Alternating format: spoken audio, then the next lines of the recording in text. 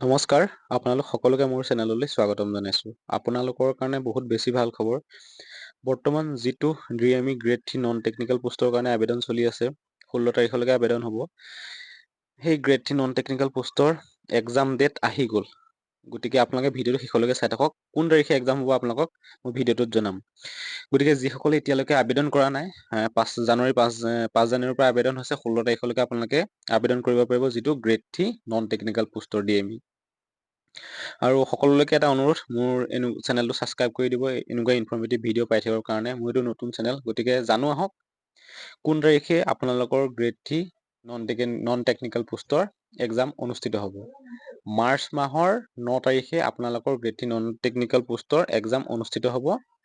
আৰু মাত্ৰ মাজত আপোনালোকৰ হাতত এটা মাহ পাব এপ্লাই কৰাৰ পিছত। গতিকে আপোনালোকে যিসকলে এতিয়ালৈকে এপ্লাই কৰা নাই, এপ্লাইটো কৰি লওক, 16 তাৰিখলৈকে আছে।